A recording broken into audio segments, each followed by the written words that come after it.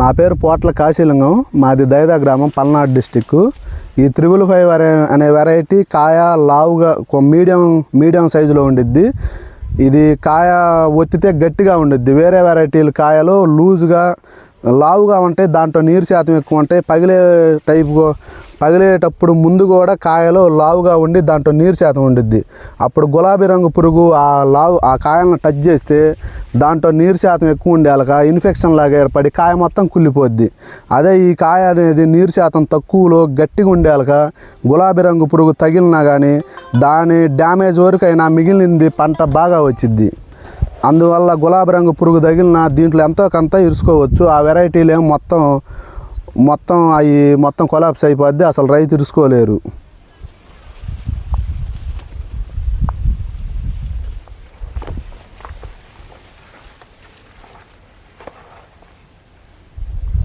అన్న ఇప్పుడు ఉన్న కాపు వరకు ఎన్ని క్వింటాలు అవుతుంది అనుకుంటున్నారు మీరు? 10 క్వింటాలు. 10 క్వింటాలు. అన్న మీ అంచనా ప్రకారం పంట చివరి వరకు ఎంత అయింది అనుకుంటున్నారు? పై కాపు కానీ ఏదైనా ఇది ఇరుసుకొని తర్వాత వాతావరణం నెక్స్ట్ వాతావరణం. ఇప్పుడు ఉన్న కాపు వరకు అయితే 10 క్వింటాలు. ఓకే కన్నా, మీరు వెరైటీ వేసుకున్నందుకు సాటిస్ఫాక్షనేగా? ఓకే. మీరు కూడా 4 రైతులకు చెప్పండి అన్న వెరైటీ గురించి. చూస్తారు, వేస్తున్నారు.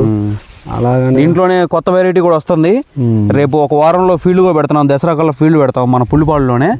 మీరు కూడా మీకు చెప్తాం, పెట్టే రోజు వచ్చి చూడండి. ఆ వెరైటీ కూడా 4కి ప్రిఫర్ చేయండి అన్న.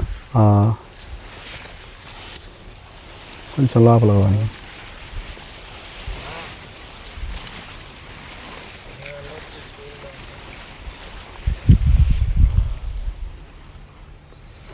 కొమ్మ బాగా సాగింది. దీనికి ఉన్న లక్షణం అదే అన్న. అచ్చు మనం ఎంత దూరం పెట్టుకునే కొద్దీ అంత సైడ్ పంగలు వస్తూ ఉంటాయి.